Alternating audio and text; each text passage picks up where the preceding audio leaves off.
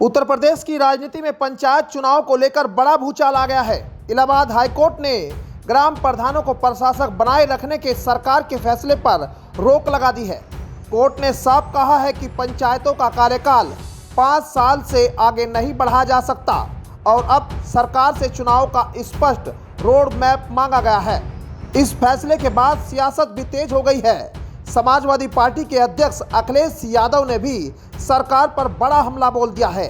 आखिर हाईकोर्ट ने क्या कहा है और सरकार पर क्या सवाल उठ रहे हैं, इस रिपोर्ट में जानिए। आपको बता दें, उत्तर प्रदेश में पंचायत चुनाव को लेकर लंबे समय से चल रही अनिश्चितता के बीच इलाहाबाद हाईकोर्ट के एक फैसले ने प्रदेश की राजनीति और प्रशासन दोनों में हलचल मचा दी है। हाईकोर्ट ने ग्राम प्रधानों को प्रशासक बनाए रखने संबंधित राज्य सरकार के आदेश के क्रियान्वयन पर रोक लगाते हुए सरकार से चुनाव कराने का स्पष्ट रोड मैप पेश करने को कहा है। न्यायमूर्ति सिद्धार्थ नंदन की एकल पीठ ने सुनवाई के दौरान कहा कि संविधान के अनुसार पंचायतों का कार्यकाल केवल 5 वर्ष होता है। ऐसे में प्रशासनिक आदेशों के जरिए कार्यकाल बढ़ाना या प्रधानों को प्रशासक बनाकर पद पर बनाए रखना संवैधानिक व्यवस्था के अनुरूप नहीं माना जा सकता।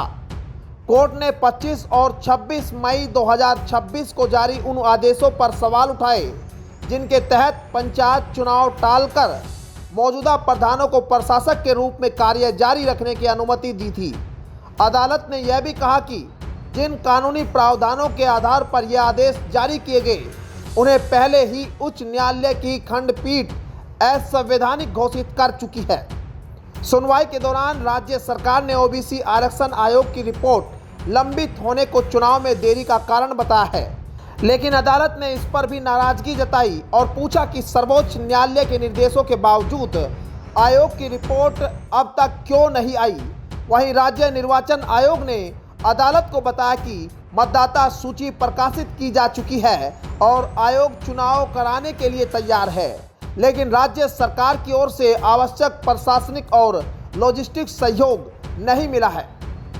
हाईकोर्ट ने राज्य सरकार को विस्तृत हलफनामा दाखिल करने का अंतिम अवसर देते हुए ओबीसी आयोग की प्रगति, चुनाव की संभावित समय सीमा और देरी के कारणों का स्पष्ट विवरण देने का निर्देश दिया है।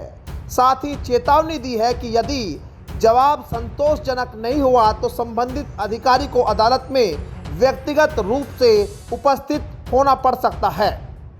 इधर हाईकोर्ट के इस फैसले के बाद राजनीतिक बयानबाजी भी तेज हो गई है। समाजवादी पार्टी के राष्ट्रीय अध्यक्ष अखिलेश यादव ने सरकार पर निशाना साधते हुए पंचायत चुनाव में देरी को लोकतांत्रिक व्यवस्था के खिलाफ बताया और समयबद्ध चुनाव कराने की मांग दोहराई। उन्होंने आरोप लगाया कि सरकार संवैधानिक संस्थाओं की भावना के अनुरूप काम नहीं कर रही है। अब सबसे बड़ा सवाल यही है कि क्या उत्तर प्रदेश में पंचायत चुनाव जल्द होंगे? क्या सरकार अदालत के निर्देशों के अनुरूप समय सीमा तय करेगी या यह मामला आगे और कानूनी और राजनीतिक विवाद का रूप लेगा? इन सवालों के जवाब पर प्रदेश की 57,000 से ज़्यादा अधिक ग्राम पंचायतों का भविष्य टिका हुआ है। मामले की सुनवाई 13 जुलाई को होगी, जिस पर पूरे प्रदेश की नजरें रहेगी। ब्यूरो रिपोर्ट, वैकुंठ सतलोक।